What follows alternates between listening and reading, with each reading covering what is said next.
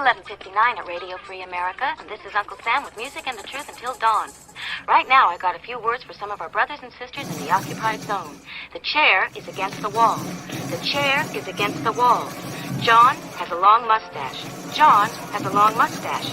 It's 12 o'clock, Americans, another day closer to victory. And for all of you out there on or behind the lines, this is your song.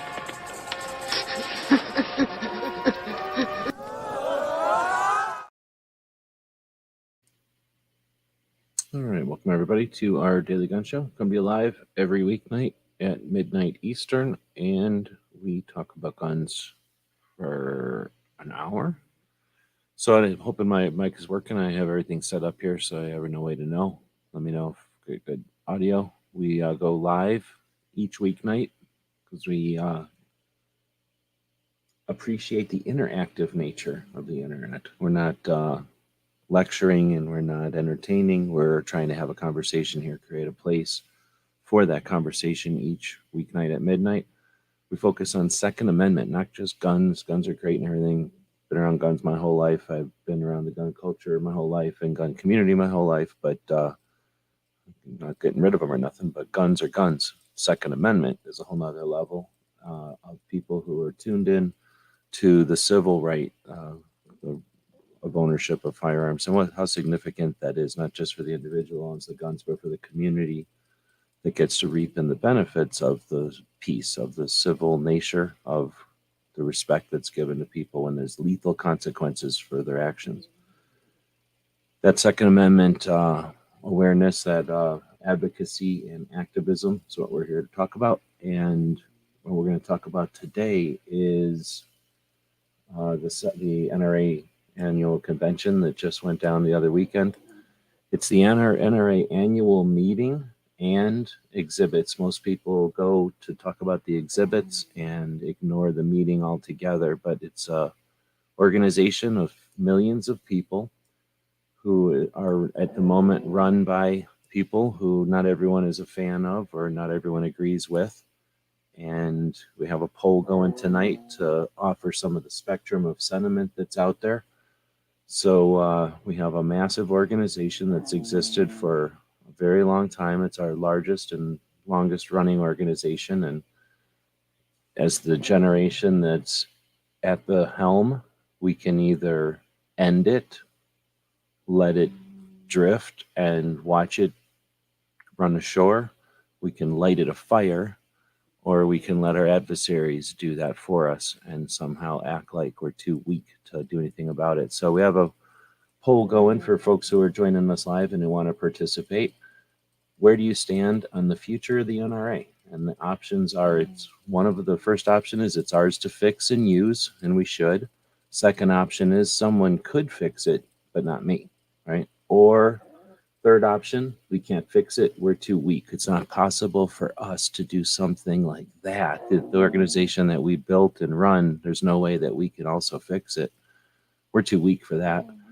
Or Bloomberg can just have it and you'll just sit there by doing nothing, let him have it, or potentially help him by talking shit constantly and ruining any efforts that people have to do anything positive. So essentially working for the Bloomberg on that one. So we'll see what kind of votes we get at this point. It's 50-50. People that think it's our organization and people that think they're not able to do anything about it. People that have no faith in their own abilities or skills. So let's talk about Jeff Knox, son of Neil Knox, was at the NRA meeting, and he wrote an article for AmmoLand, and I'm going to read it right now. I'm going to follow along on the screen so people might be able to read it if they want. It's called Once More Into the Breach, Trying to Save the NRA. It's an article on AmmoLand that was posted today, and it is linked in the description of this video, and I will take the title and copy it and paste it into the text chat here. And then I'll take the link to it and I'll drop that here in the same post so that you've got it live and we've got it in the description. I'll take a second to say hey to everybody as I notice people are joining us live. Roy was first one out there this evening. Thanks for jumping in. Benjamin out there as well. Welcome. And KidSafe. Is that Derek? Welcome. Thanks for jumping in. So let's dig in. This is the article from Jeff Knox published today on AmmoLand's website. He starts off with, as I do almost every year, I once again made the trek to the NRA annual meeting of members to try to push the NRA Board of Directors to take responsible action to do its best for NRA members and the association. Historically, it's been an exercise of futility, and this year was no exception. Some 77,000 NRA members gathered in Indianapolis, Indiana, over the weekend of April 14th through the 16th this year for the association's annual meeting and exhibits. Most were just there for the guns and gear in the exhibit hall, but a few hundred took the time to attend the annual meeting of members in an adjacent hall on Saturday morning. While the turnout for the meeting this year was much better than in recent years, it was still woefully low, with only about 600 to 700 members and spouses in attendance. This year's meeting was significantly abbreviated as they cut out the customary speeches from the various officers. President Charles Cotton opened the meeting with the Pledge of Allegiance, a nice rendition of the national anthem from a local city councilman, and an excellent prayer from NRA Director and Lieutenant Governor of North Carolina, Mark Robinson, who made an impassioned plea for all to put duty and service above personal benefit and strive for hearts of service. This was followed by the annual comedy routine of Executive Vice President Wayne LaPierre trying to identify the oldest and youngest life members in the audience.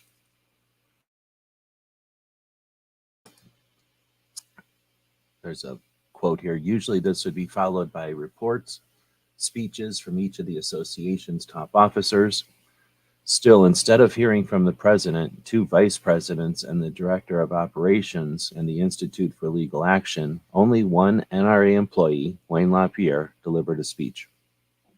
Former Congressman Bob Barr, in his capacity as chairman of the Committee on Elections, delivered an actual report, going through the numbers on the recent director elections and revealing that only about 3% of eligible NRA members bothered to return their ballots.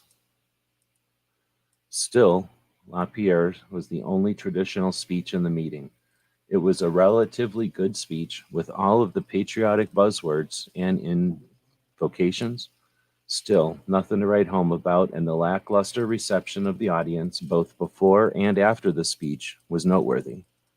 A few years ago, he would have received a standing ovation for just being introduced. Still, this year's his introduction received polite applause, and the close of his barn burner got fewer than 25% of the attendees unenthusiastically on their feet.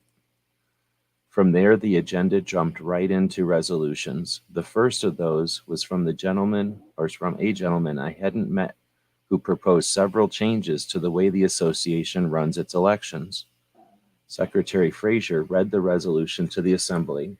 Then President Cotton declared that since election procedures are spelled out in the association's bylaws, the proper way to propose the changes would be through an amendment to the bylaws.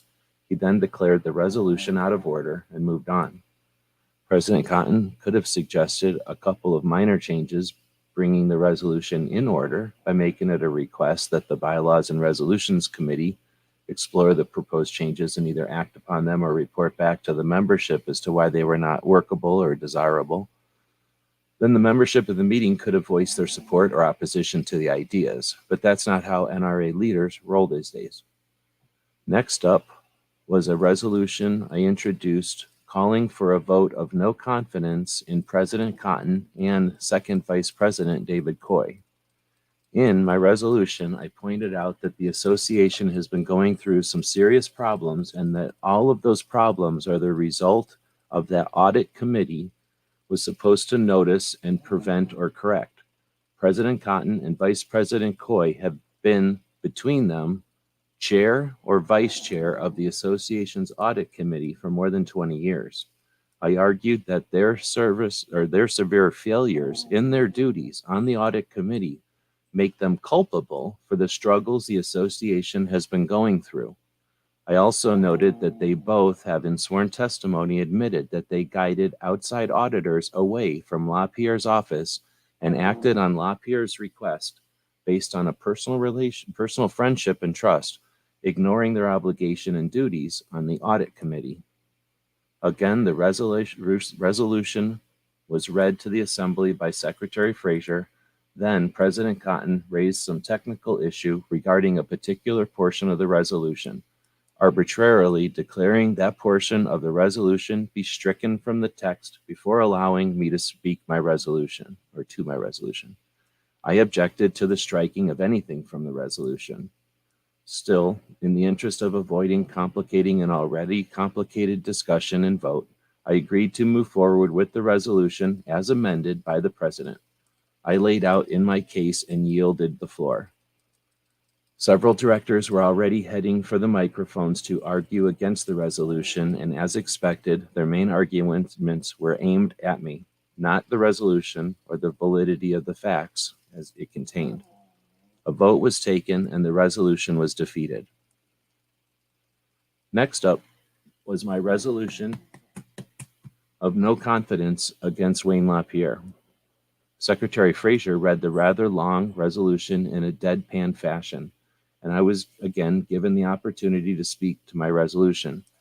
I emphasized that in the past 4 years, the NRA has lost about 1/3 of our annual members, about 1.5 million of them, and almost 1/2 of our annual income, a decline of about 180 million per year compared to 2019.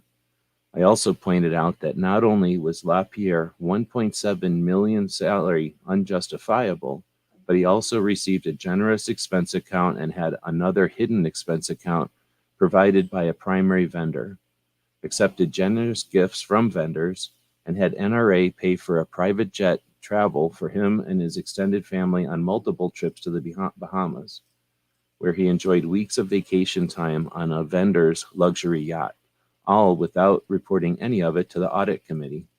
The resolution also highlighted several damning statements LaPierre has made over the years, including his declaration that the NRA believes that bump stock should be more tightly regulated. The NRA believes in absolutely gun-free, zero tolerance, totally safe schools. That means no guns in America's schools, period. The NRA supports background checks on all gun transfers at gun shows. NRA supports red flag laws as long as some semblance of due process is included. After I stated the case for resolution, directors again rushed to the microphones in LaPierre's defense, again focusing on me and my motivations while mostly ignoring the facts of my resolution. A few made lame attempts to justify things like LaPierre's private jet travel and security expenses, and someone blamed COVID for the loss in membership and revenues, ignoring the fact that all other gun rights groups have seen record growth during the past 4 years. But most just either praised LaPierre as a hero or condemned me as a villain. I was mostly disappointed by Mark Robinson's denunciation of the resolution as an attack on the NRA. I had hoped his earlier prayer was an indication that he was aware of the self-serving chicanery, that's been rampant in the higher echelons of the NRA for years and was ready to get on board with efforts to right the ship. Still, I guess self-serving actions are only wrong when it's not his friends engaging in them. A few regular members stood to support or oppose the resolution, with some of them clearly entirely taken by surprise of the accusations and denouncing the lack of proof. Obviously, they've not been paying any attention at all. I suppose we could politely request that my articles citing court documents and NRA internal reports be published in NRA's official journals so NRA members could keep informed, but I doubt that folks at headquarters would go along with that. For the second year in a row, a troll from a comedy duo known as This One Name was able to get recognized at a microphone to dive into a twisted rant about guns and children. I realized he was a troll, and he started talking, and he was allowed to continue for several minutes before his microphone was unceremoniously turned off. The video clip has already started making rounds among anti-rights video channels. I went and looked, and that video has 15,000 views. In the end, Ronnie Barrett called the question on my resolution, and the vote ran about 1/3 in favor and 2/3 opposed, with many in attendance not voting at all. The meeting was then adjourned. In the board meeting on the following Monday, as expected, the board voted to amend the bylaws to allow Cotton to run for a third term. Then, in a surprise move, the board elected Bob Barr to replace Willis Lee as the first vice president. Without the bylaw, Lee would have been expected to be elected president at the Monday meeting. Cotton would have been elected to an honorary position on the executive council. Coy would have been moved up to first vice president, but apparently Lee's recent public commitment to full transparency was seen as something of a threat that had to be stopped. Of course, they also re-elected Wayne LaPierre to another year as executive vice president, and they elected Randy something as the new executive director of ILA, a post he's filled temporarily since the sudden resignation of Jason, some other name, from that position a few months ago. The good news from the meeting is that there has been some rebounding in memberships and revenue, not nearly enough to make a significant impact, but at least it's an improvement. I remain convinced that the association is on the brink of bankruptcy, and if they finally do get to trial in the New York Attorney General's lawsuit, they will lose in grand fashion, probably destroying any chance of preserving or regenerating the association. The 2023 NRA meeting resolutions I offered at the meeting are available on the Firearms Coalition website, along with a number of this firearmscoalition.org, not the other one that came along years later and used a similar name, along with the number of court documents and financial documents, like several years worth of the association's IRS reports. There are also numerous articles about the internal NRA issues going back decades. Much of this is also available in AmmoLand archives or on their website. Type in NRA in the search, and you'll have hours of research at your fingertips. And then he says, on a personal note, I appreciate the efforts and expense. If you appreciate the efforts and expense I go through to keep you informed about what's going on in the NRA and my work trying to restore that once great organization, please consider visiting firearmscoalition.org and kicking in a little support so I can afford to keep bringing this information to light. This is Jeff's comments here.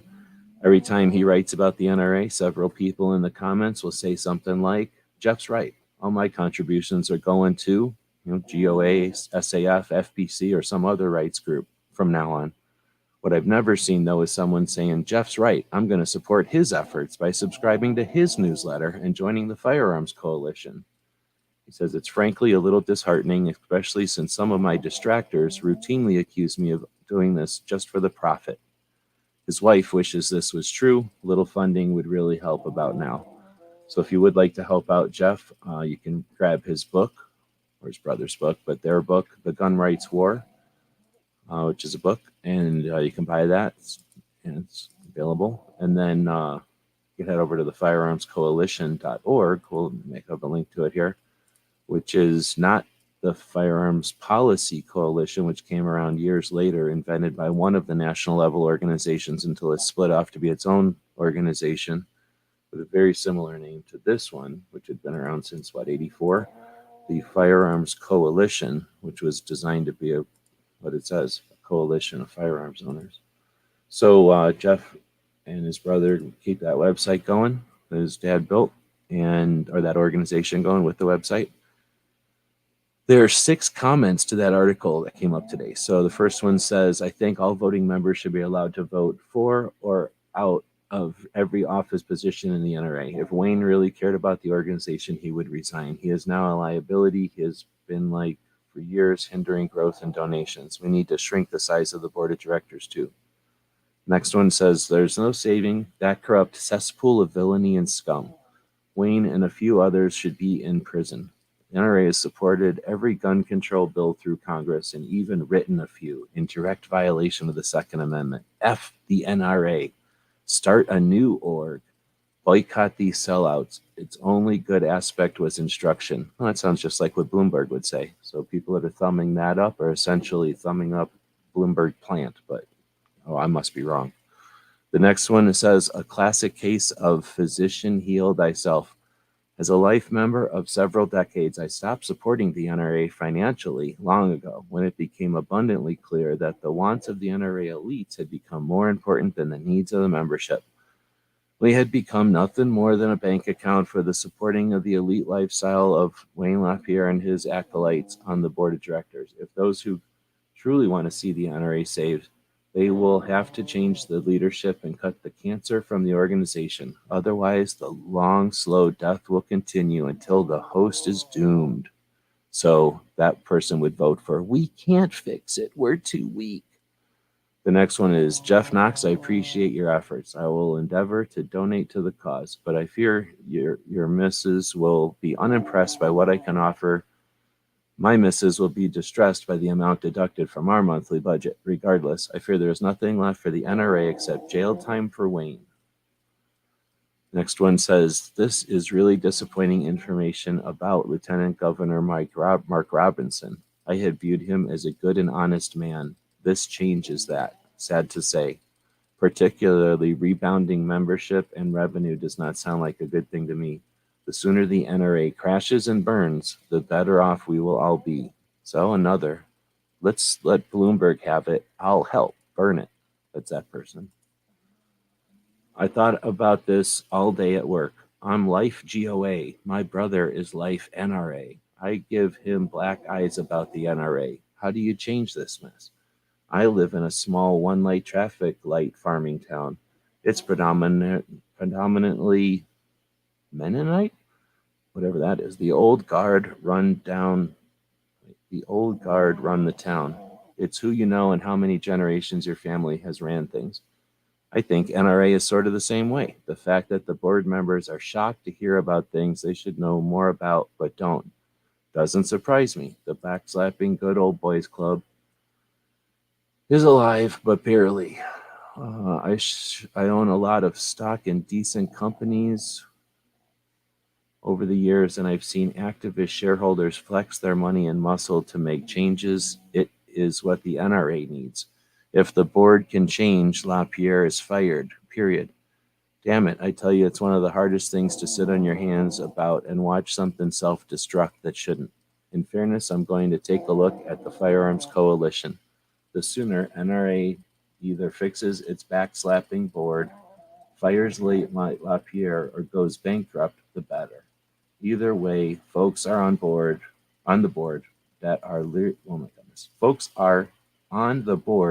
leading the NRA's death. Ugh. All right, well, so there you go. So here's the deal. I'm reading it. You can interpret it however the hell you want. You can vote however you want. You can see how other people are voting, and then everybody can go back to doing whatever they want, and Wayne will wear his suits as long as he wants, because let's look at this again. 77,000 NRA members gathered in Indianapolis over the weekend of April 14th through 16th. About 600 or 700 members were in the attendance at that meeting. What would have happened if 7,000 were in attendance in that meeting? What would have happened if 10,000 were in attendance in that meeting? What happens if 77,000 wanted to vote in that meeting? But it's somebody else's thing. Somebody else can fix it. It's impossible. It can't be fixed. There's no way that everybody could turn at noon and put on a hat that is being sold all over the place. We can't buy hats and wear them. There's nothing we can do. It's impossible. Nothing's ever been done like this before. There's no way this dude's dad did this in 1977 without an internet. We're too weak. So I'll tweet the thing out there and we'll leave it at that. So there's the Firearms Coalition, and now I'm going to spend some time checking out the Instagrams for the remainder of the show. Let's see. So I put a poll out there on the Instagrams. Nobody has said anything about it, so we'll just head back to the here. Go to the main account. There we go. Get the right word in there. And we'll take a look at our saved stuff. And we'll see what I've been saving on Instagram that's Second Amendment related over the last week or so. Take a look at who else might be joining us. I think I've seen Wood sneak in there. Good evening. DJ's out there. Also giving a pat to the little co-host over here. We used to do the same thing when Bob was the co-host, but it got really creepy whenever I'd have to pet Bob when people would hashtag pet Bob. But got a poll going. You can vote on that poll if you want. Where do you stand on the future of the NRA? Is it is ours to fix and use, and we should? Or second option, someone could fix it, but I'm not going to do it. Or the third option, we can't fix the NRA. We are too weak. 9mm shooters. That kind of person would answer that one. And then the last one, Bloomberg can have it, and I'll help him burn it down because it's really just guns are bad. All right, so we'll dig in. I'm going to try to find about a week ago in here, or at least the last time we looked at this thing. I don't know how far back we went before. So I think I remember seeing this. So let's talk about the beret. Became official on April 11th when Kennedy decided to create the Special Warfare Center, Fort Bragg, and the CIA involved into the Green Berets. Then we have the Suited Shootist is a channel I've been watching. I think he was on Charlie or someplace, and I started following his channel. And he's one of the third gen CCW enthusiasts. No, third gen. Yeah, I guess you'd call it hardcore CCW enthusiast. And he's posting about the Miami shootout. So there's a couple of different things that happened, shootouts that happened between law enforcement, usually federal law enforcement, well, not always the federal, but law enforcement and bad guys. Well, throughout the 90s, I guess, that changed firearms quite a bit. This was one of them. And it's something that I don't put in my calendars because it's not my thing. But I see people doing it, and it's, I don't know, it's a phase. I don't know, it's a cycle. We see these every once in a while. Somebody will come along and care about these things and keep it going for a little while. A bunch of people go, oh, I didn't know. Oh, that's neat. Oh, wow, cool. Then it's everybody knows about it, and then everybody forgets about it. And then somebody will come along and go, oh, yeah, I forgot about that.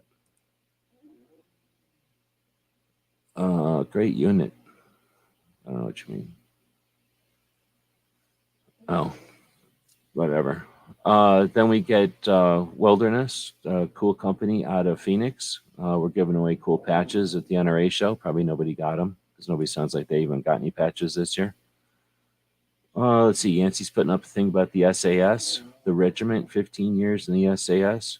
I guess it's a book about it. There's a really cool 6-part miniseries. I don't know if it's on Netflix or if it's on Apple or something, but like one of the new kind of channels has a really cool 6-part SAS origin story.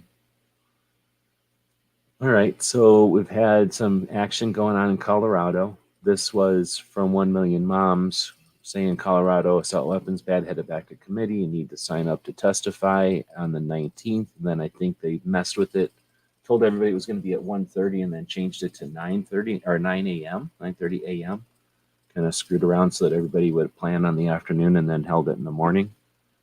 2A4CA is a channel I've been watching, and they don't do stuff too often, but they posted this little goat gun, and I thought that was neat just to see their patch and either it's a giant patch or a tiny gun, or a giant patch and a normal size gun, or a tiny gun and normal size patch. Worthwhile Fun, probably too late for her to be up, but Worthwhile Fun's post from, is this from the 19th? Oh, this is on the 13th when she was probably there testifying. And then she was back on the 19th. We'll see another post later on when they had their rally. There's Patriot out there. Good evening.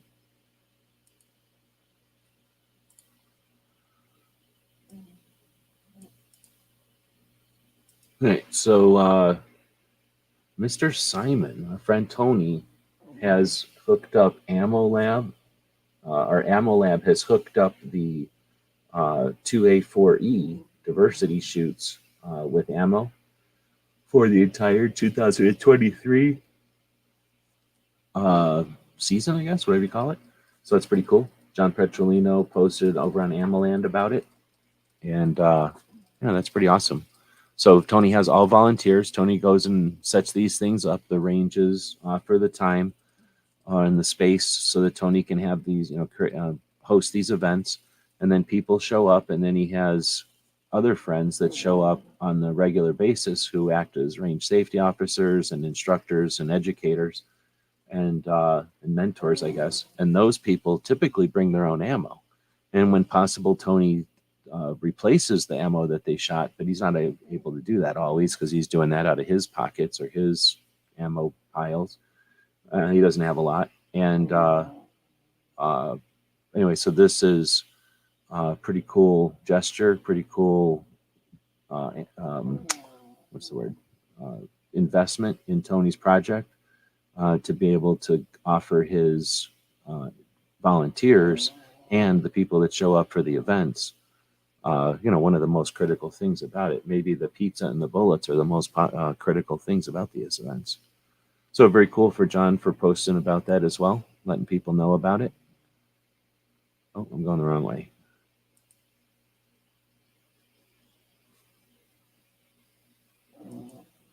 Gunswater saying that LaPierre, I don't care what he did. He's one dude.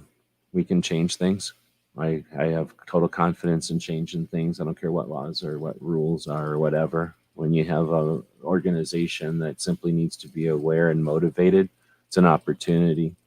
To do nothing is to just give up and to let the person who's being a bully or being a jerk or being a crook continue to do so. And there's like 3 people doing that for a 5 million member organization. How weak are we that we can't do something about that?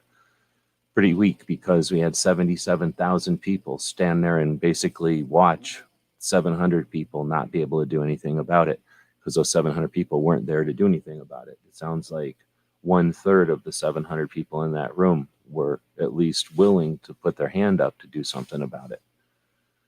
There's a lot of voices out there. There's a lot of ambition, and there's a lot of intent out there. None of it was on saving the NRA or changing the NRA or taking back the NRA or even just slapping the NRA around. There was a hell of a lot of disinterest and ambivalence. So it's not Wayne LaPierre that's going to do something to the NRA. It's inactivity, it's ambivalence, it's nothing that's going to ruin the NRA, which is sad because it's an opportunity for us to write our own shit. Whatever. So then we'll keep moving. This is Keystone Freedom up in Pennsylvania. Pennsylvania lawmaker, Pennsylvania representative, plans to introduce a bill that would limit the number of firearms a resident can purchase in a 30-day period. So I don't know if anybody's talking about Pennsylvania very much because there's other states getting wailed on pretty good. This was from the 13th. So, it's pretty old. I guess I went back a little bit more than a week. But I don't know what came of this one. I don't remember seeing anything to the results of this. Now, it is just a bill, but still, the way that you win long games is not by giving up or stopping every time there's a victory or giving up every time you get a black eye. It's by being there every single time there's a conflict till they figure out that you're going to be there every single time there's a conflict. And then they quit showing up. They only show up because they're cowards and they know that they can win through attrition. They can win by just doing stuff over and over until people get bored. Just don't get bored. Find something to entertain yourself. Find resolve and do. Simple. Look at, how many clicks do I have to go to find a lady who's at the state capitol as an individual, putting everybody to shame? I think 4 clicks. Yeah, it was 4 clicks. Nope. 3 clicks. It can be done. We're watching it happen every single day. It can be done. It's being done. Just need, I don't know, maybe several thousand people to do it instead of just one lady doing it. One girl. But that's okay. Next up is NSSF applauds Mississippi governor signing Second Amendment Financial Privacy Act.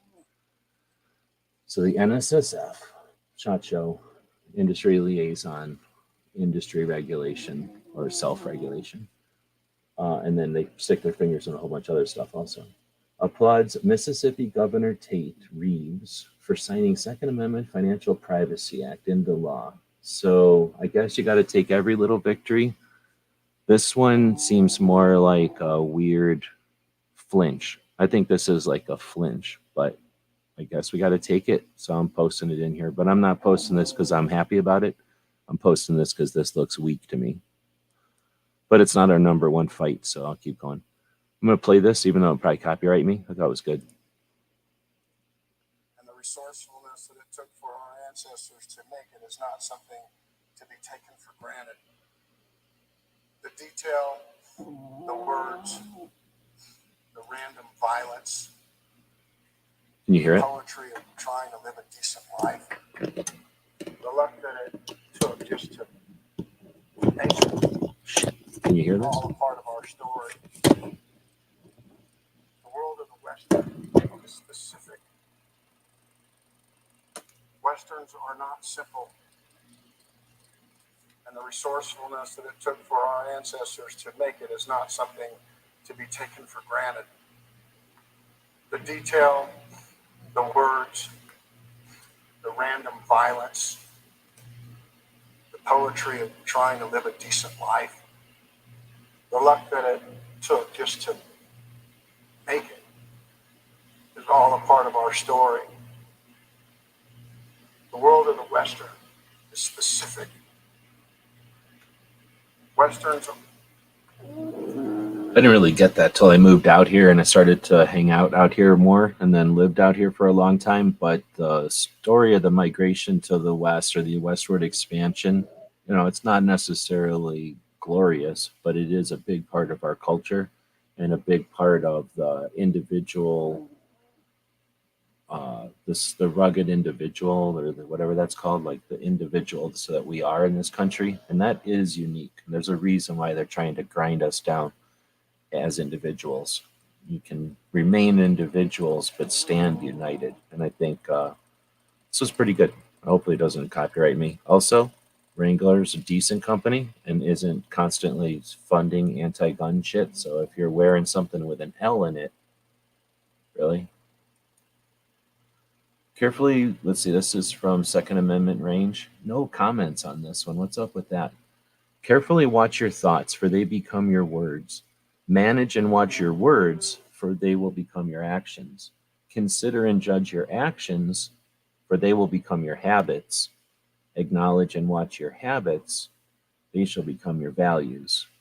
Understand and embrace your values, they become your destiny. I'm sure I've heard that before, but I thought that was pretty good. And I don't know why nobody's commented on it. It's pretty good. Then we've got the Armed Women of America National Conference coming up. Did I hear 600 ladies this year? And pretty awesome event. Wait. No, I'm thinking of Girl and a Gun. I don't know how many ladies show up for Armed Women of America. Somebody will have to tell me. So, they recently changed their branding and their name and everything. So, it used to be WAW, now it's AWA. Still, nothing in here about a date or anything. So, or no, it does, sorry. April 30th. I'll shut up. Well, no, early bird registration ends on April 30th. So, I still have no idea when their thing actually is. Let's see. FPC showing you people's pimples and nose hairs and whatever. Illinois assault weapons and standard capacity magazine bans. Oral arguments happen in April 12th. So this is old. So hopefully people showed up there. I know Ozzy's out there. We have things happening in multiple states right now. Are you serious? So, oh, this is freaking Tony putting that copyright music on there. So, DC Project offered an alternative opportunity for those who wanted to do something specifically Second Amendment related, who were too weak or inept to go to the annual meeting. and stand as part of those 700 people like John Robinson and Jeff Knox did. But one of the other things you could have done was go walk with the DC Project ladies as they wore teal shirts and walked from the corner there at the bottom of the screen 2 blocks to the Capitol at the top of the screen, and then had a 2A rally at the state capitol of Indiana. Every count I've made, less than 23 people were there. There was probably approximately 18 to 23 people in each picture that I've seen of the event. 77,000 people show up. 18 people show up for the DC Project March. You don't gotta love everything we do. We don't win. You know what I'm saying? We don't always win. Next up, Tactical Medic, friends of ours up in the Phoenix area. We're heading up to a show in Utah, and their spring broke, so they had to kind of on the fly. These are cavalry guys, so they just essentially take things in stride and then bitch about it. They downloaded this massive, what do they call it, contractor trailer, reloaded everything into their vehicles and hauled up there and still did the show. Getting it done. Gun shows, whole part of our culture. They don't just happen. People take them for granted and bitch and scream that they're not the way that they idealize them, or that they weren't the way they used to be, or they don't have exactly what they want, or it doesn't cost what they want, as if everybody just blinks their freaking eyes and genie magics their way to the gun show. Let's see. Next is the Virginia Citizens Defense League, one of the best state level organizations we got going out there. Doing it with a group of people, essentially transparently, doing it online all the time. This says hard to swallow pills for anti-gun leftists. Then it says you don't support a ban on assault rifles, you support a government monopoly on assault rifles. You take out the leftist part on there so that you don't piss people off, and you might actually get through to somebody, right? If you didn't annoy them at the front half of the thing so that they read the rest of it with the attitude, you might actually get through to them. So I dig this, but VCDL doesn't really care. They're constantly fighting with people in Virginia. I get it, but big picture, I think that's a good angle, or at least it's one of the good angles. Let's see, we did get Ozzy out there, Patriots out there, Guns and Waters out there, G23's out there. You got a show tomorrow. G23 normally does his live shows on Saturdays, just before the Polite Society podcast now, and then Brooke Cheney with the Suicide Prevention Saturday. Brooke will do a consistent, often short, brief at least. Sometimes it goes as long as a half an hour, but usually it's a brief topic of the week that's focused on mental health, destigmatization, and the prevention of suicide, giving us ability to have normalized the conversation so that we can speak more comfortably and more competently about them within our own communities and with others. When they say they want to remove just guns from the equation, challenge them and ask them why they don't care about sharp objects or gravity, or how come they don't care about fire or poison. Why is it only guns that they're focused on? Do they truly care about violence, or is it just the guns? And you can have better and better conversations the more you experience Brooks' project every Saturday evening. Also DJs there. Let's see. So this one says, another one from Second Amendment Range. Do you know who Second Amendment Range even is? This is in, I believe it's in Pahrump, Nevada. This thing will ever show up, which is the home of Art Bell. It says, founded in Las Vegas in 2012, now in Pahrump, Nevada since 2021. Veteran-owned, training firearms and gunsmithing. So I've been watching them on the Instagram since they started putting their shop together. They use the flag too much for me, but whatever. Everybody's free country. They can do what they want. But just a cool little, I don't know how little it is, but a cool range. I haven't had an opportunity to get out there yet, but I've been admiring them from afar. And this is one of the reasons. Look at this badass post. Every accomplishment starts with the decision to try. 77,000 people at the NRA show decided not to try going into that room and have an NRA removed, but that would have been too difficult. Oh, look at this. Suzanne Myers, 2A. Attention, gun owners, come and be heard. Who's with me? And then it's got this awesome, like, majestic picture of the dome at the Missouri State Capitol. And then she's used like a cool curve text to give it this, like, I don't know, perception that it's like somebody yelling from the bottom of the floor there. Hey, hey, ho, ho, gun-free zones have got to go. That's a chant that she started up at the Supreme Court building when the DC project was in Washington. Uh-oh, was that this year? I'm trying to remember if that was this year or last year now. But recently, I think it was this year. I can't remember now. But the group was at in actual DC. That's, I think, when that chant got started. So now using it graphically in here is pretty awesome. Anyway, that happened on Thursday. So this was all leading up to it. And if I would have had this show before, this would have actually maybe done something. But hopefully we'll see some pictures here once of the event. And I think it had pretty good turnout. Oh, there's Roll Call out there. Good evening. I don't know what show he's on, but it's over 200 at this point on Wednesdays. Here we got a picture of the Bannerman Castle, which is awesome. And if you don't know the story of it, you're missing out. And I envy you because you have an opportunity to go learn about one of the coolest stories and coolest adventures and coolest dudes, coolest families and coolest stories and all of gun stuff. If you like surplus stores, this is the beginning of them. And if you like guns, this is a big chunk of why we even have collecting.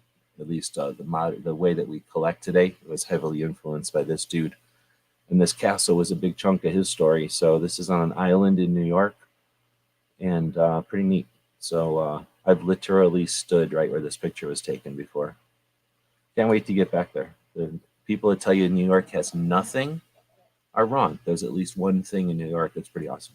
There's other things that are in New York awesome that are awesome also, though. Let's see. Then we'll get to Gun Owners Radio, the Southern California Gun Owners Rights Group that also hosts a radio show every Sunday evening, Sunday afternoon for us, Sunday evening for y'all on the lesser time zones, whatever they call those earlier time zones. This one says,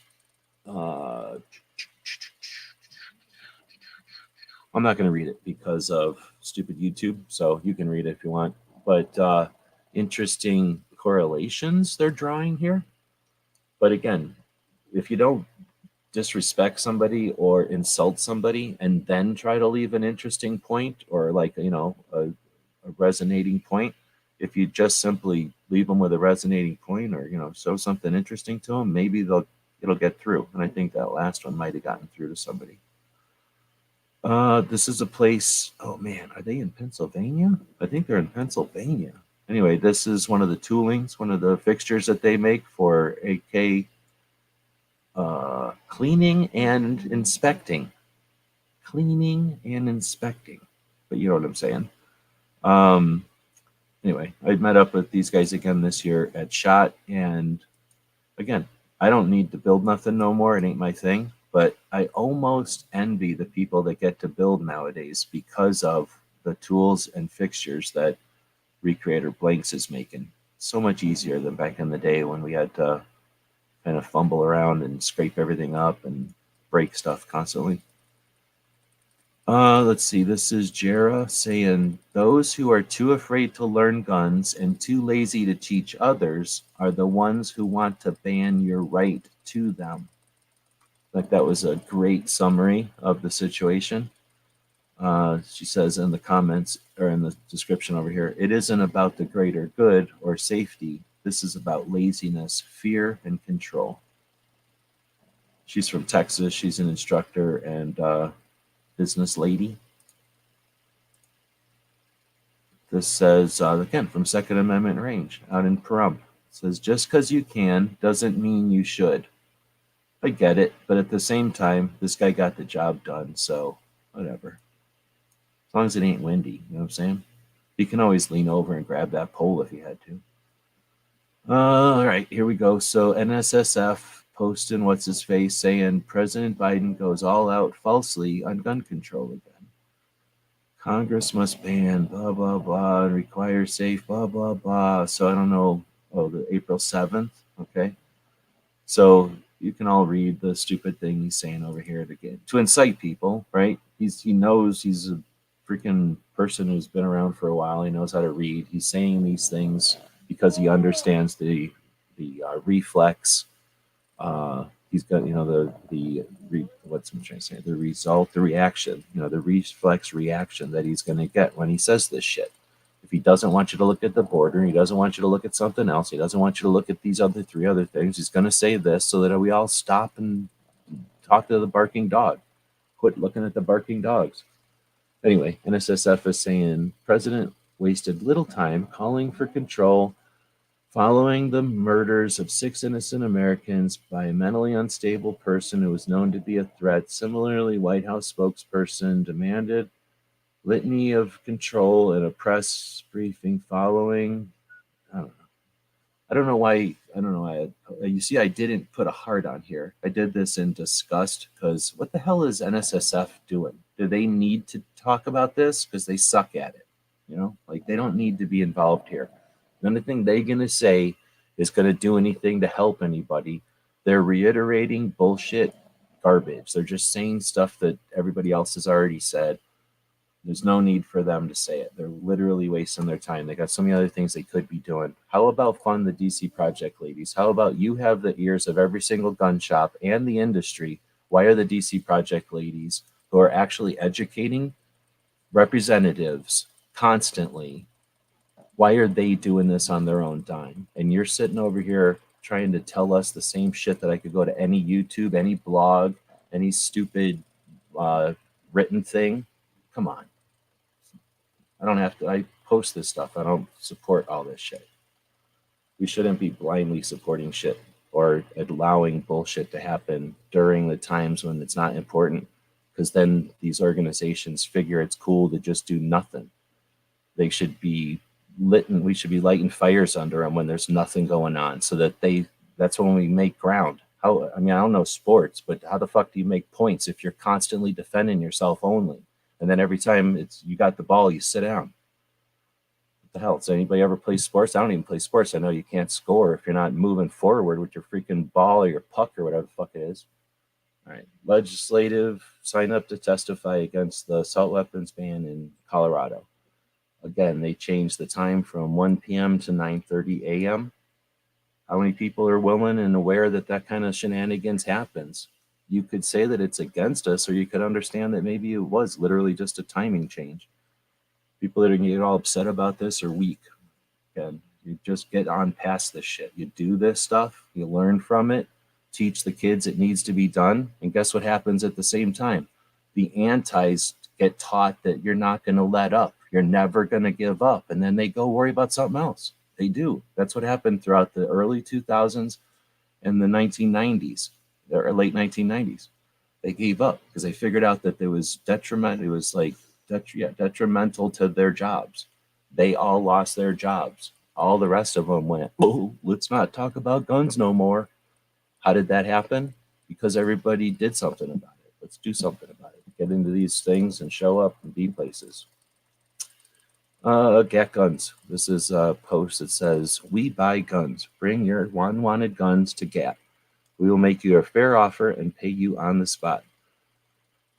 I guess this is probably for gun owners, right? Like people that are like, oh yeah, I do need some money and I hate that Smith & Wesson. In this case, that's SIG that I don't like anymore. But maybe it's also for people that ain't gun owners that somehow inherited them or found them or something. But you don't see this enough. I think it's kind of cool. Nothing wrong with it. I like this better than a gun buyback. I also am a big fan of this gun shop, so they'd have to do something pretty bad to piss me off. But I don't see that many posts saying we buy guns. I don't know if it's because they're scared of the platforms or if they just forget to do it. But I think letting folks know that you buy is valid and can actually stir the pot up a little bit. So many people park on their guns. Why? I mean, I do own a couple of guns that I'll never sell just because they got sentimental value. But how many guns can have sentimental value? A bunch of them. If you got rid of 4 dumb guns you don't want anymore, you could have that gun you want right now. How many people are sitting on guns just because somebody on the internet says, "Oh, I don't sell my guns"? And they're like, "Yeah, I'm not gonna sell my guns either." Well, yeah, go sell those 6 you're not even using that crowd your safe up, and then buy that one awesome one. Or don't. I don't really care. But anyway, I think this is cool that we buy guns, or the offer to buy guns is pretty neat. Now we have Great Start Shooting School. Speaking of Brooke Cheney, who does the Suicide Prevention Saturday show, I guess she's also a firearms instructor. So she has this post that says, "Ladies, for all my past students, I could really use your help on the 29th and 30th. So we have time to help Brooke, potentially. That's next Saturday and Sunday, for what it's worth. She will be at the Women's Expo in Bridgeport to talk to ladies about the importance of training and education." And she says, message her and she'll send you a link to sign up. So if you live in Bridgeport, Connecticut area, and you're a lady and you want to hang out with Brooke Cheney, I guess, then let her know and get you there. She can hook you up. So this is a post that says, "Fear has 2 meanings. Forget everything and run, or face everything and rise." I don't remember when I first started seeing this, but it's been recently. I didn't do that this week. G23 is asking about the YouTube thing. I didn't really watch that many shows, so I got nothing to talk about.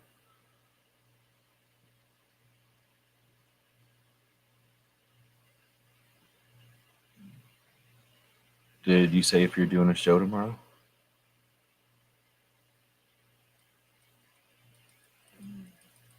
Okay, so then next up is Rapid Fire Radio. Had on Jason Gaida, the lawyer, yesterday. They did a show on a different day because Toby was out of town. Pretty decent show. They had this weird troll show up. I'm wondering if it's the same troll that showed up at the NRA thing. Thinking, "Oh, I can get one over on this radio show host." He ended up just falling on his face or whatever. Really didn't do nothing. They made a short of it if you want to listen to it specifically. I guess we could play it. Tell me what you think. We'll go over to the YouTubes, this button, and then this button. See how slow my internet is? This is how slow my internet is. If I had 3 times the amount of Patreons, I would probably, well, no, I would still wouldn't be able to, but I would consider buying faster internets. I might owe them money. Do you think they throttle when you owe them money? Because it's not like they disconnect your cable. Sometimes I'll not pay my cable for a couple of months and then catch up. Let's see. So let's go to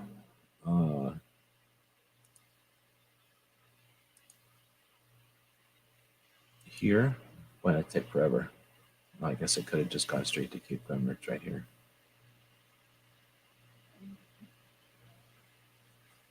Anybody listen to Team House earlier? I got to go back and listen to that when I'm doing some work tonight. Let's see. I forgot what the thumbnail of it looks like now. I think it's just Toby sitting there, right? Oh, here it is. So this is a weird phone call that came in during the radio show the other day. Did anybody hear this when it was live? I think G23 might have been there. Pete on the line, so go ahead, Pete. You're next on Rapid Fire. How are you? Hey, I'm not doing too bad. How you doing today, sir? Doing great, thanks. I'm a gun owner here. I live out in Florida, Homestead, Florida. So responsible gun owner. Many years I have a number of firearms.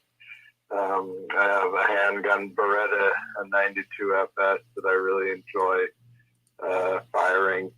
And I'm a gun guy, but first I'm a responsible human being, and I think that nowadays in the media there's too much discussion about irresponsibility with gun use, and they don't really focus enough on people like you and I, responsible gun owners. Yeah, you're 100% right, and I think the vast majority of gun owners are responsible. There are some people that it takes a little while to educate and get on the on the responsibility wagon of, you know, learning how to safely use and maintain and efficiently use a firearm. And if you're going to use it for self-defense, getting a class and a safe and efficient use of how to respond with a firearm. And storage, yeah, storage as well. Absolutely. Like I got mine right here. I keep it in this bag here always. You know, I have my gun storage and everything, but I have this area here where I keep this one, you know, if I need it. This is my for-use gun, and it's always in the, hang on one second. Hang on, this is my daughter's lunch in this bag. Oh no. In your gun bag? Oh no. My gun bag's got my daughter's lunch in it, and what the heck is in my, oh, what did you take to school? Well, I think you switched it up there. All right. Thanks for the call, boss. Anyway, well, I don't even know where to go with that, but I kind of had a feeling he was a troll when he's saying, I'm a gun owner, I'm responsible like you, but... So what do you think? Was that trying to be funny, or was that trying to prove some kind of point or whatever? I didn't realize that I was actually doing something, and then I was like caught off guard. You know, I wasn't really paying attention, but then the pace kind of changed and I started listening, so I didn't know how much I missed. I thought there was more to it than that until I heard the playback. Pretty interesting, though. I think I'm going to take a minute here, try to swig some coffee, and finish hacking out this lung here that I keep coughing up. Hold on. AskGunQuestions.com is a website that we built back in 2007, and since then, for the last 15 years, people have been able to ask questions of simple to advanced nature, and we attempt to answer them in different ways over the years. Join us now as we start a new series to answer gun questions. Woods has triggered another petting of the co-host. Like a lot of other shows, we will pet the co-host when the audience asks us to. He was bad again today, so he had to get a complete bath. So he was both miserable, but then super happy. He gets a bath, and when he's all super clean and kind of wet, he kind of scoots around in a weird way. Kind of, I don't know, like an old-fashioned remote-control car. He kind of wants to run, but he's throttling himself or something. He's weird. He doesn't know how to run when he's wet, maybe. So now he's all exhausted. He's worn out. And he's clean, so he doesn't stink anymore. Oh, sorry. I thought I was, I'm looking at my dog in the thing here. Sorry. There's the pats on the head for Gunswater, spanking for Woods. And I think somebody else had put in a patting also earlier. And we'll put in a couple of ear wiggles in there, and I'll poke him in the eyes a few times, flip his mouth around, and I'll poke him. All right, there. Everybody's content that the co-host has been manhandled. Put the puppy cam on down here, and that's proof that we definitely have a co-host. Unlike a lot of shows that I refuse, they all could have a co-host, but they refuse to have a puppy cam. All right. So I'm trying to figure out what this one even is. So it says, what is an assault weapon? And then it says there's these two weird graphics sitting there being weird to each other. And then it says, can you provide a definition for the word assault weapon? And then the answer is, I'm not a gunsmith. Is that like a joke, or am I missing something? I don't get this at all.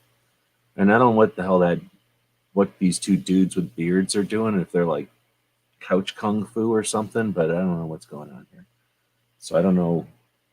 Oh, I'm sitting next to some guy on a couch. I'm going to ask him I don't know what this is supposed to mean. It says New York defines assault weapon to include a semi-automatic rifle, which is fired from the shoulder with the feature of a pistol grip that protrudes conspicuously beneath the action of the weapon. So in New York, a rifle with a pistol grip is banned if it has a shoulder stock, but in Cook County, Illinois, a rifle with a pistol grip is banned if it doesn't have a shoulder stock. The Chicago area county defines an assault weapon as a rifle featuring only a pistol grip without a stock attached. Maryland's ban is silent on those features. One can have a rifle with a pistol grip and a stock, or a rifle with a pistol grip and no stock, and it's not necessarily an assault weapon. In short, by conflicting definitions of assault weapon amount to a tower of Babel of verboten features. One can imagine children on a playground arguing, yes it is, no it's not, you're both crazy. I don't know, I guess that's an excerpt from his book. I don't get it though.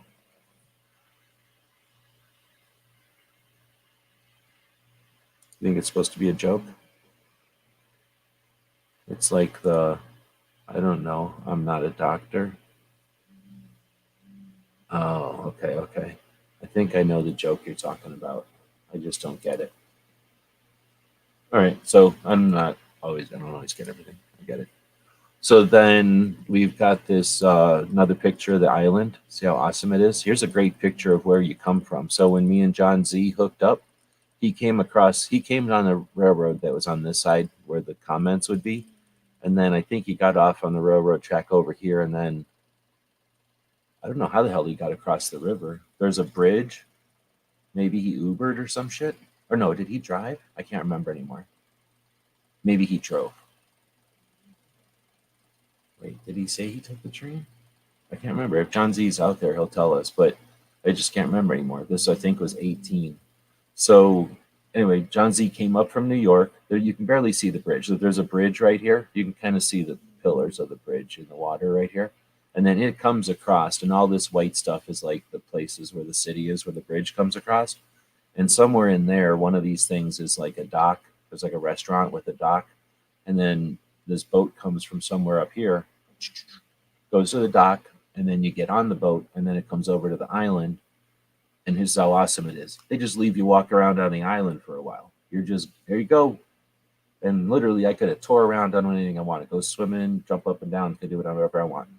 Everywhere around the island, they got these people standing there who are volunteers, and they'll tell you about stuff. And they probably yell at you if you do something you're not supposed to. And then there's like ropes and things where you're not supposed to go. But who's going to stop you? You're running around on an island. Anyway, it's amazing. It's the best thing ever. And if you would go this way, I don't know if you can see from my mouse, but if you went this way toward the dog's butt over here, that's where West Point is. West Point is right there in the dog's butt. So they used to shoot off cannons from here back in the day towards West Point just to celebrate 4th of July and shit. Anyway, pretty neat. Bannerman Castle. If you live up there and you haven't been to Bannerman Castle, I don't think you're 2A.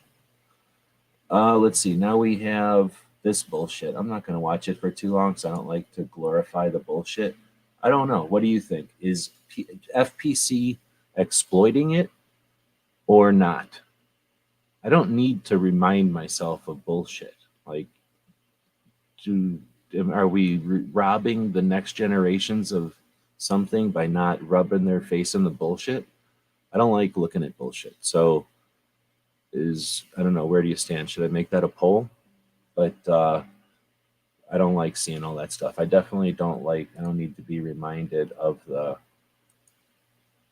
anniversary or whatever. So I'm going to go in here. Again, this is one that I'm not trying to tag or give any kind of extra credibility to. I just wanted to tag it for the show, so I'm untagging it now. But the people that started that bullshit were bullshit, and obviously the way that the Janet Reno ended it was bullshit, and the way that the media ignores it is bullshit. But now I'm calling out everybody who's exploiting it. That's still bullshit. Let shit fucking end. I think you should let shit fucking end. Let's see. It's supposed to be okay. I don't know what that means either. I don't know who Elizabeth Epps is. So this is probably from Colorado. And it says more like 450 people, 6-1 opposed. Testimony tip. Please do not waste precious seconds thanking the chair, vice chair, committee, citing the bill name, etc. No need, I promise. Also, please stop speaking right at the buzzer, and then I can ask you questions if needed. So this is from the Rocky Mountain Gun Owners Association, and this is a screenshot, I'm assuming, of some kind of representative from Colorado, is what I'm guessing. Here's the comment or the description. It says, "This is the commie that sponsored the assault weapons ban. The pro-gun Coloradans are showing up in force. We outnumber the anti-gunners, at least 6-1. Okay, so I guess she's calling out to everybody, hey, show up and here, be efficient in your testimony so that I can give you more time or whatever. But I guess what she's saying is, like, I don't know how to read this. Like, be more vague. How about that, Rocky Mountain Gun Owners? Like, be more aware that you're talking to more than just the people in Colorado. You're talking to the future. So I'll use that as an opportunity to say, what the hell? When you're doing stuff, I do this all the time too. I mean, literally right now, I'm talking to the stupid internet, what I'm looking at. But we have to remember, we're talking to the future also. These are the black and white pictures for our grandkids. Somebody's going to use some kind of non-hologram thing to read what we're saying or whatever, or tell some AI to do it. So we'd be better off, kind of remembering where we are in time and that not everybody knows what we're talking about all the time. But going on from there, hey, here's Costner again. I don't know what movie this is from, though. Only an idiot disarms himself and then thinks criminals will do the same. I like the connotation, but, a lot of people don't agree with that. You got to get over that. Like, we need to learn that. So I asked that question before, and then G23 says, I think I'm torn. I think they don't want people to forget what happened, but then they are glorifying it. I don't know if I don't want to use the word glorifying, but I think they're definitely, I don't think they're respectful in it, because there's people dying there and it was a messed up use of force, and it was just messed up. So a documentary, totally understand a documentary, like a reminder. Okay. But like weird music and editing shit to, I don't know, that dehumanizes the situation, I think. I don't know if that's the right word. If you don't learn from the past, you're doomed to repeat it, for sure. I mean, I definitely understand that. But I don't know if we need to meme everything, disrespect everything, all the people involved. Let's see. I'm on the other side of that thing. We remember it live. Younger folks want to trust the government too much. I use it as an example of overreach. I mean, for sure. But it's ultimate too, right? I mean, it is. But I'm just saying, I don't need to see the fire to remember it. But, and that's the thing. I don't think the youngins seeing the fire are going to get what we got. We sat there for a month wondering what the fuck is going on. And then instead of it ending like everyone in the freaking world would think, oh, it'll just end, something will happen. Somebody will get arrested. Lawyer will happen, something will happen and there'll be a movie made about it. Instead, it went full horrible. So that, living through that, you ain't going to watch a movie about that. Like when we watch the Kennedy, what do we know about that? That had to be incredibly stressful for a country in the Cold War to have a dude like that taken out who was a symbol of youth and vigor and blah, blah, blah. And at the time when all that was going on, what do we see? We see like, the NRA was going against gun owners at the time. Like, no, it wasn't, you fucking idiots. The whole entire world was wondering what the hell the superpower that's stopping the communists from taking over is going to do when their president gets shot. Come on. Like, we're not putting things in real perspective. So those black and white pictures aren't going to give that. So, I guess it's the same as, I don't know, give it 10 more years and somebody takes a picture of a bunch of people wearing a mask. That's not going to portray what really what it felt like to have, the entire world going, freedom isn't all that necessary, really. But yeah, I know. It's like, say, I don't know. I mean, I'm not for censorship, for damn sure. I don't need to be reminded of the ATF standing on the bodies. Yeah, exactly. But I don't want to, I'm not saying I'm going to forget it or nothing.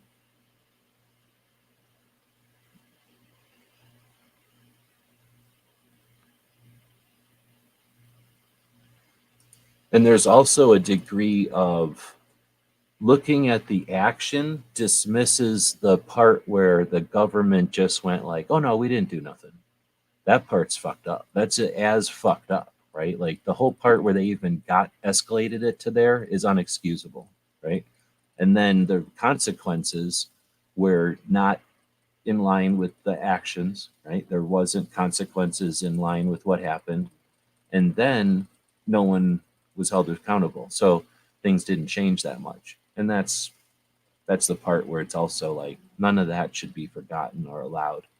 And I think we got a chunk of people still there, right? So we've got a lot of potential. I'm saying we got a lot of opportunity, but we got a lot of stuff on our plate before we're able or have the resources to do that. But I think we could get there. I could see that being a thing. You get something like the NRA.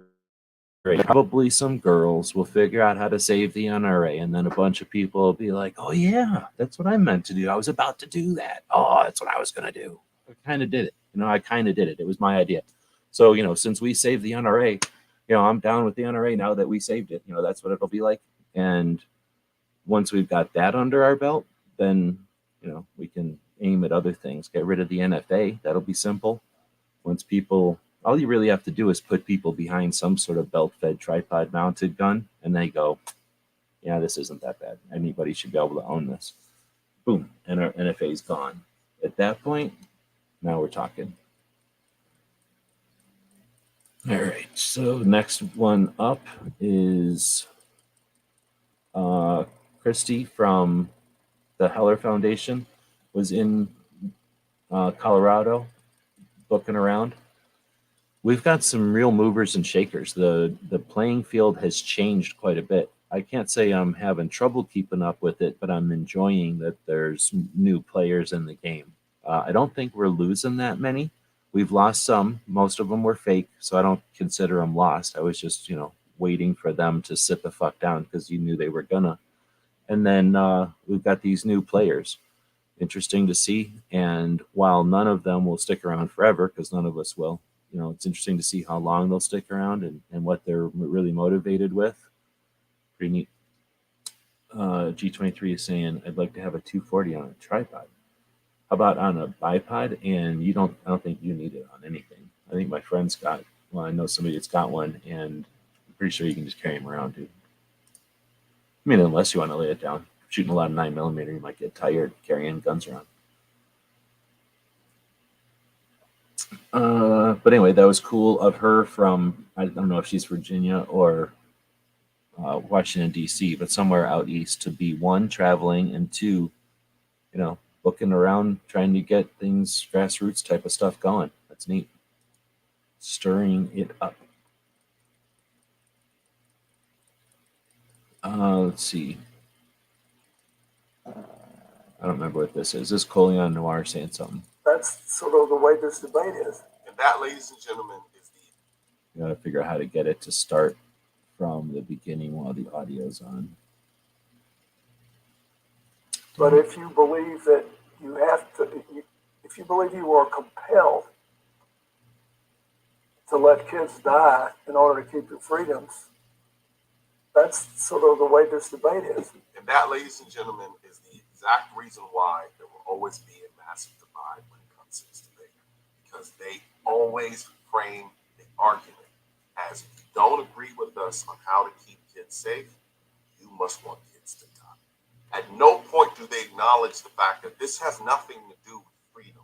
This has everything to do with our ability to protect ourselves, because we know we can't rely on the government to do it.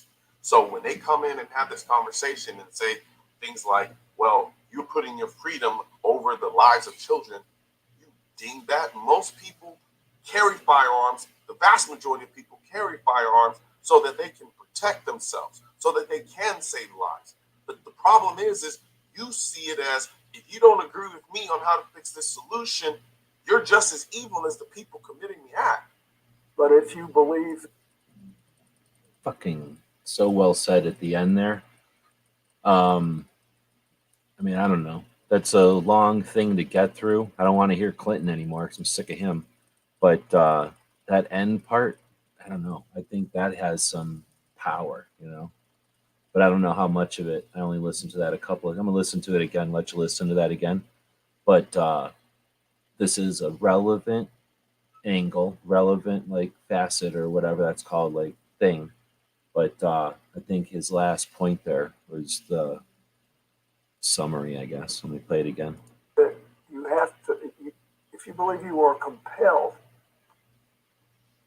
to let kids die in order to keep your freedoms, that's sort of the way this debate is. And that, ladies and gentlemen, is the exact reason why there will always be a massive divide when it comes to this debate.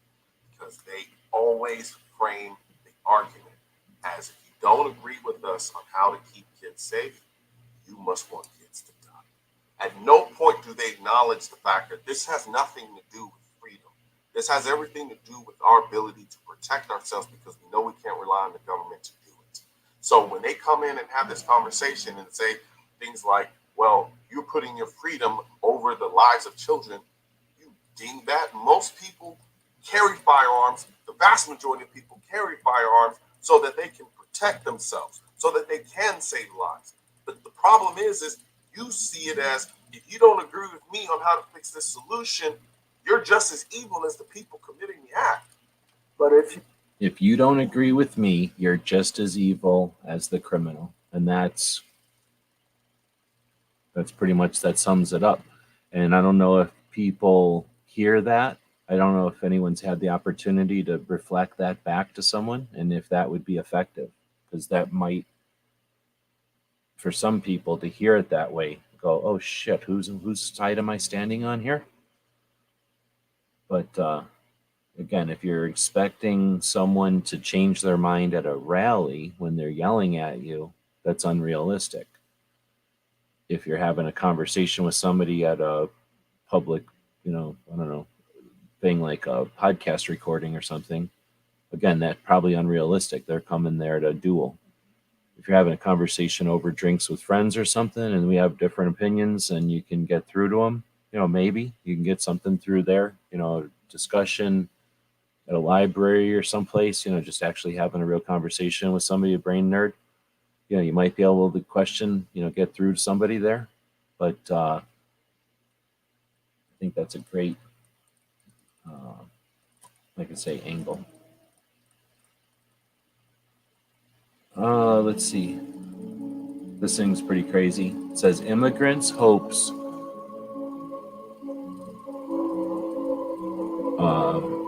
visually through it was immigrants' hope revealed through X-ray machine scans.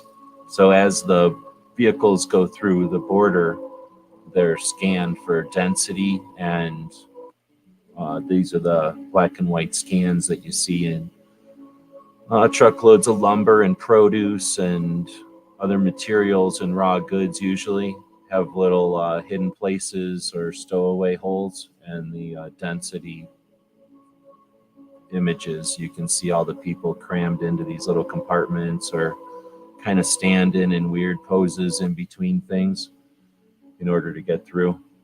And it says on the side here, I'm probably getting copyrighted for that music, the two trucks hauling trailers containing undocumented individuals will stop by agents, United States Border and the Texas Department of Public Safety. Migrants are charged fees ranging from $7,000 to $25,000 by smugglers, and many who come to the U.S. in search of employment are vulnerable to exploitation, according to experts. All undocumented individuals hailing from countries such as Ecuador, El Salvador, Guatemala, Honduras, Mexico, and Peru were processed in accordance with the established procedures. So this was people from Ecuador, El Salvador, Guatemala, Honduras, Mexico, and Peru paying between $7,000 and $25,000 in order to get into the country. Now, if you think that somebody in those countries has $7,000 or $25,000, you're not thinking about this. They are indentured to the people who got them through, and they would be paying them back, living in some kind of horrible conditions, working in some kind of lame job. We can call it that. Undocumented, meaning they don't have to worry about the horrible conditions and working conditions kind of stuff until at some point they're paid back, quote unquote. bullshit, and we're not paying attention to it. But, you know, let's get upset on cue. Let's not play the fucking tetherball game. If you don't play tetherball, what happens? The ball wraps up and fucking sits there. And the other person's looking at you like, oh, you didn't want to play no more? This is going to piss you off. If you're from Nebraska, I want you to sit down and I want you to calmly leave the room. Calmly leave the room. Come back in a minute. I'm going to scroll back up. Turns out Nebraska legislature passed the NRA-backed constitutional carry. That's going to be headed to the governor's desk. Thank you, NRA. So Nebraska will become the 27th state to enact the NRA-backed constitutional carry. Oh, look, there's Otto. There's Moon Food saying, just think it was only 2 states 10 years ago. Well said. Well said. Let's thank the NRA for bringing us constitutional carry in Nebraska. All right, so we'll move on. People from Nebraska can come back into the room. So now you have the FPC posting the tally. They have some kind of weird uni body, some kind of weird thing going on in Nebraska. It's a panhandle thing probably, where they can't afford to have a Congress and a Senate. So I don't know. It's weird. But this is the scoreboard from it. And it says Nebraska legislature passes permitless carry bill 33-14, sending it to the governor. So 3-2. Wait, is that how you say it? 2-1? 33-14. So that means that they didn't have it unanimously, but they did have, an overwhelming majority.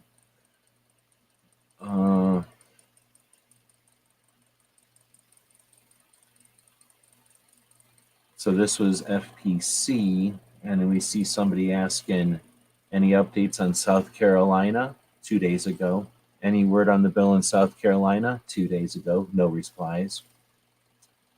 Fun fact, the entire country is constitutional carry.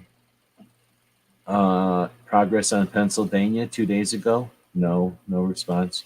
Why does anything need to be passed? Shouldn't those rights just be affirmed? Why should we have to do any work? Is the NRA? Yeah, that's what I'm saying. I didn't want anybody to freak out, have a stroke. They eat a lot of corn in Nebraska. We'll end with a note that has never appeared on 60 Minutes, but one in the AI revolution you may be hearing often. The proceeding was created with 100% human content. That guy's a robot. That's from Ed's manifesto. I guess that's stupid 60 minutes, 60 sucking minutes, because they suck so much.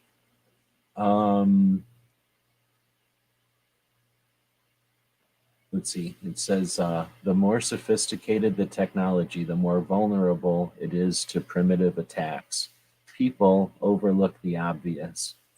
If you live like it's the past and behave like it's the past, then guys from the future find it hard to see you. He's always got good posts. Ed's manifesto. Yeah, Nebraska has only one post, or one house. When I say post, only one house. Again, they got a panhandle. I don't know what happens in panhandles. Honestly, I try not to spend much time in panhandles. I know what goes, I've heard what goes on there, but you never know. So here's some pictures from Nebraska, or from Missouri, a decent state without a panhandle. That says it's from Worthwhile Fun, and they're doing the 70s stairway thing. See, they're trying to justify it by giving it a fancy name. They have to say that name and drink a little bit of tea. I think it's the tradition. Anyway, cool picture. And 1, 2, 3, 4, 5, 6, 7. That's half the amount of people that showed up from the 77,000 people in Indianapolis. From my count, only about double this amount of people showed up for the DC Project March to the Indianapolis capital, or whatever, the Indiana capital. So that's pretty awesome, Missouri. What the hell was that noise? I think I got another mouse. Probably makes sense. I'll leave my doors open all the time. Hancho, one of the supporters over on the Indiegogo. To be honest, I've been broke and I haven't been able to ship much stuff out because everything's kind of gridlocked with money. So I should be receiving some funds here, hopefully soon with the taxes and everything. I had to take another loan, so that means I can get some stuff out. And we've got the menu over there. And if I haven't heard from you, I'm talking to the Indiegogo people now. If I haven't heard from you on the last update where we have links to the menu where you can tag as many patches as you want, I'll be getting with people individually. Let's see, what is this? This is the 21st. I mean, it's possible. I'm going to attempt to spend some time this weekend getting some stuff out. So it's possible that I could get most everybody's stuff out this month, which is, the target date. I'm just taking the whole month. I'm taking all the slack out of the rope to do it. But again, to everybody, appreciate your patience and your support with the new machine. It is freaking awesome. Able to get the bacon and eggs patch out. Couldn't even do that one because it would slap around and just not even come out looking right. It would look all sloppy. So I've been kicking out some of the patches that I couldn't do on the old machine anymore. And I grabbed I went to a thrift shop and found some fake leather. So I'm going to try some new fake leather.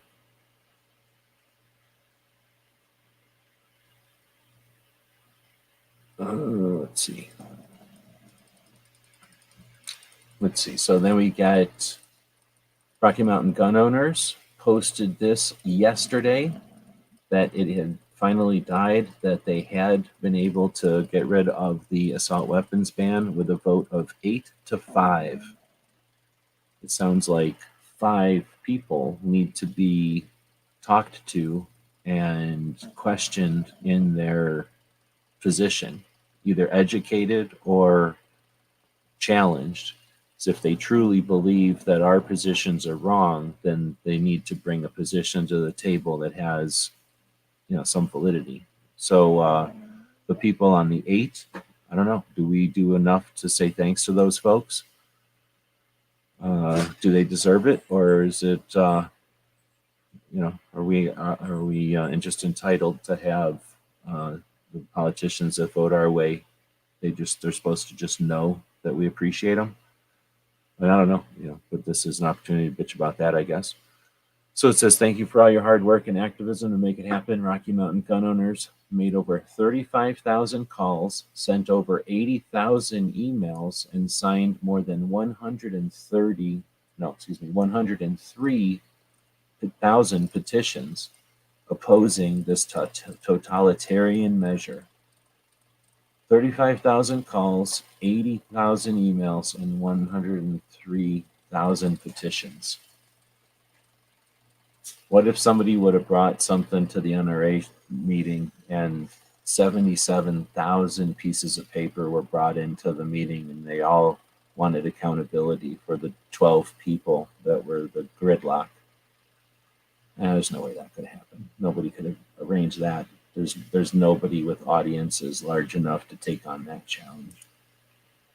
So next is Stephen Holbrook again. He had that weird cartoon earlier that I didn't get. That says it's a picture of a bunch of revolutionaries, probably, because of their weird ass hats. Here once the embattled farmer stood and fired the shot heard round the world. Oh, this is probably from the other day when it was the beginning of the American Revolution. April 19th, 1775. Patriots, I don't think they were American patriots yet. They were just patriots bearing their own firearms, stood outside under a bright sun before a contingent of British redcoats, representing the greatest military power on earth. These Americans did not bear arms in their living rooms or before their fireplaces, but carried and bore their firearms prominently in public on the town common of Concord, Massachusetts. In Ralph Waldo Emerson's words in his poem Concord Hymn, whatever. Here once the embattled farmer stood and fired the shot heard round the world. Thus, privately owned firearms, publicly borne by citizens, launched the American Revolution and before long a new country that became the United States of America. From his book, The Right to Bear Arms, Constitutional Right of the People, or a Privilege of the Ruling Class, ? And then it says, image, Battle of Concord, 1775. Oh, colored engraving. Oh, so that's probably where they would engrave a picture and then like color it, watercolor it or something. Pretty cool. Words is taken off.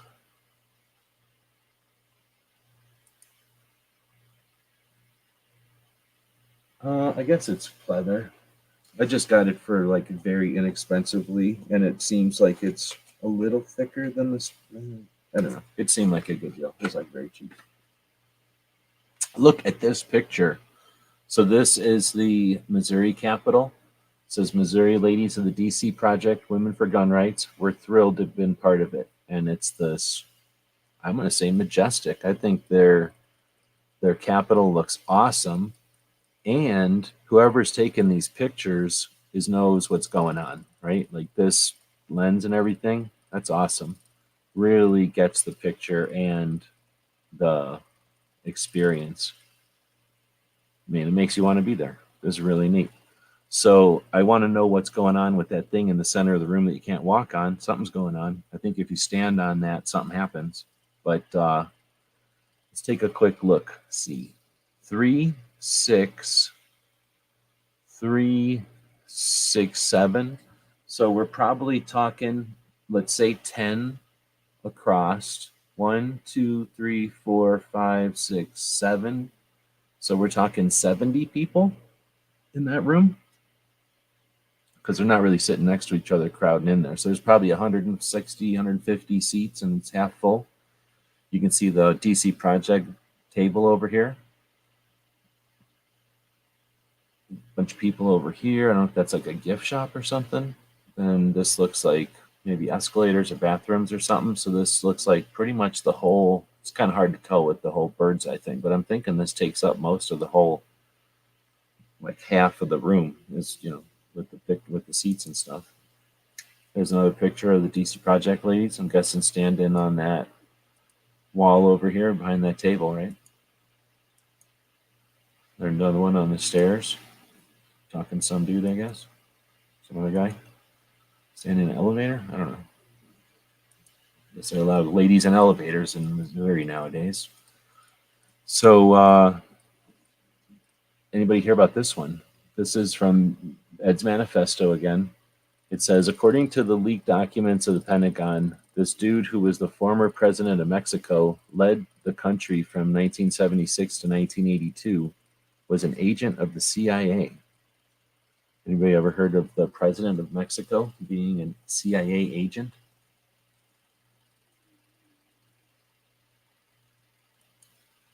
Let's see. Then we've got NRA posting NRA victory. Colorado unconstitutional semi-auto ban defeated after 500 plus NRA members and Second Amendment supporters showed up to testify. There you go, NRA. Isn't that nice? People always complain about the NRA. They're doing it all. They're taking care of everything. This is Cheryl and Dan Todd. It's their, whatever day this was, their business. One of these days, though, was their 38th wedding anniversary. This was posted by their shop saying, wishing them a happy anniversary. So it's neat to see couples out there 2A in together, so to speak. And I think that's all we got. So I didn't do the other one. G23 was saying earlier, I didn't do the other type of show because I didn't watch that much stuff this week. I watched the Reload and the military podcasts and a couple of the live things, but I've been trying to, like I say, pay taxes and, blah, blah, blah. So let's get rid of that. I want to say thanks to the super chats, which we didn't get any this week. So the 3 super chats from this week, which I mentioned last week, would be getting something new from the machine. We'll be getting 2 new things from the machine because they remain the only 3 super chats this month. With that, we'll wrap this thing up. Oh, we'll talk about the poll. Boom. We had a poll going. Where do you stand on the future of the NRA? 59% say it's ours to fix and use, and we should. 18% say Bloomberg can have it, he can burn it, and they'll help. 14% said someone could fix it, but they're not going to. And then 9% said in this voice, we can't fix it, we're too weak. So I just threw that out there because is it our NRA? Is it your NRA? Or is it somebody else's NRA? Let's see. Did you watch my stream last Saturday? I'm not sure. Remind me what happened in it. Never heard that. Nothing is as. Oh, talking about the president. I don't even know if that's real or not. I'm just, posting what I seen on Ed's manifesto. That was pretty interesting. So we were reading the thing about the NRA earlier. If you missed all that, check that out. I think it's an interesting article. Yeah, it's ours to lose. We can complain and whine and whatever, but it's ours to lose. Oh yeah, definitely. I was listening to that.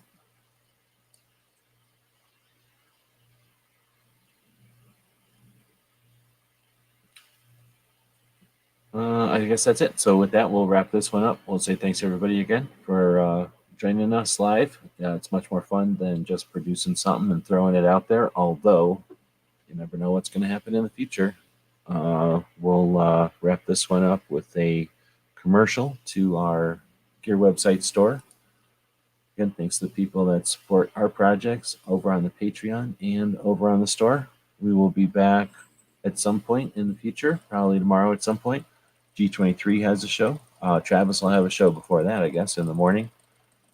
The Polite Society podcast moved their show to later in the evening after G23, I think, depending on how late he goes.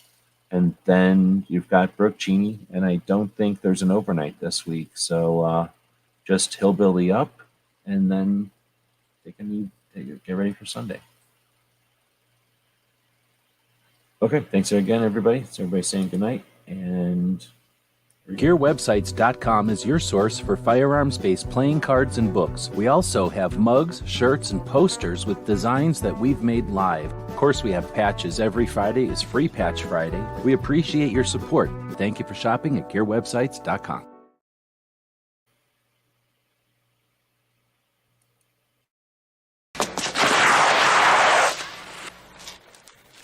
Shit.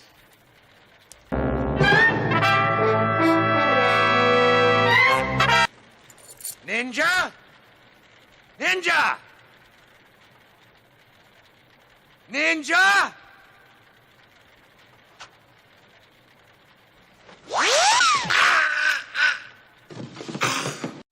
It's 11:59 at Radio Free America, and this is Uncle Sam with music and the truth